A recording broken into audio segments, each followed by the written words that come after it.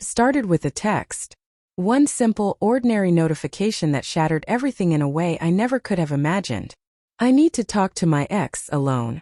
I stared at my phone for what felt like hours, the words swimming in front of me. My chest tightened. My stomach churned. My brain, in some desperate attempt to protect me, tried to rationalize it. Maybe it's about something serious, emotional closure, work-related, who knows? I didn't stop her. I shouldn't have, or maybe I did, in that quiet, hopeless way of someone who trusts too much. I told her to go ahead. I told her I trusted her judgment. But even as I typed those words, a small, stubborn knot of doubt had formed deep in my gut. She kissed me goodbye, soft and perfunctory, as if nothing was unusual. She smelled like her shampoo, the one I liked, and for a moment I let myself be distracted. Maybe I was wrong. Maybe my gut was overreacting. But then the first subtle signs appeared. Missed calls. Sorry, couldn't answer, she would text hours later. A faint smell of someone else's cologne on her scarf that she waved off as, probably from the store. The way her phone lit up when I wasn't around, the little flashes of notification that she always hid from me.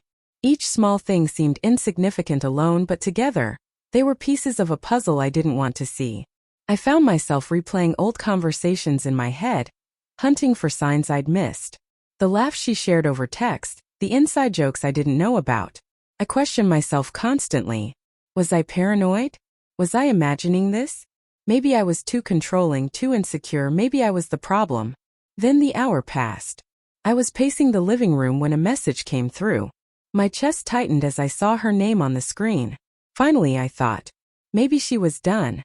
Maybe we'd laugh this off and move on. The text wasn't what I expected. I can't do this anymore. I love him. I'm sorry. For a second I couldn't breathe. I stared at the words as if they were flames burning into my mind. My hands shook, my vision blurred. I read the message again. And again. The simplicity of it was devastating. The casualness of her confession. The absence of explanation, the quiet finality. I walked into the bedroom. Her scarf, her coat, her perfume, they were all still here. But she wasn't. She was gone. And with her, she had taken everything I thought I knew about us. I checked her phone, even though I told myself I wouldn't. I didn't find much, only fragments. A coffee date she had with a friend, text laced with intimacy, snapshots of a life she had shared with someone else behind my back. My mind tried to stitch together what I was seeing, tried to make it fit into a story I could accept. But there was no story.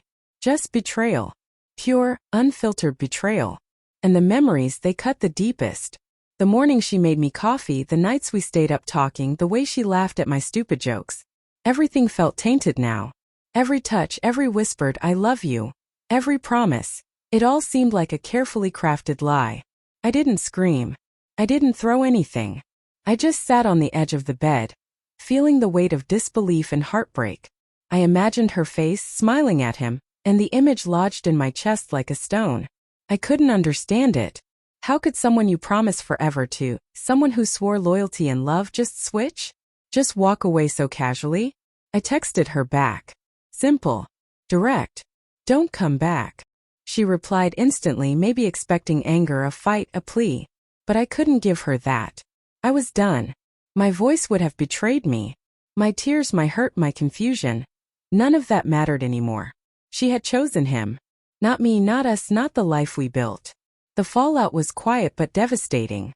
Friends asked questions I couldn't answer. Family tried to console me. I couldn't look at the world the same way. Every happy couple I saw, every laugh I heard, felt like a knife twisting in my chest. But slowly over time the chaos in my mind started to settle. I realized something important. The world hadn't ended. Only one chapter had. I learned to sit with the pain without letting it define me. I learned to recognize my own worth without her validation. I rebuilt pieces of my life she had left shattered. My confidence, my routine, my dreams. I started saying no to things that weren't good for me, yes to things that were. And somewhere in that quiet, painstaking process, I found a strange sort of peace. I'll never forget that text, that moment, that hour. Changed everything. But I also learned something vital about love, trust, and resilience. Betrayal is devastating, yes, but it doesn't have to destroy you.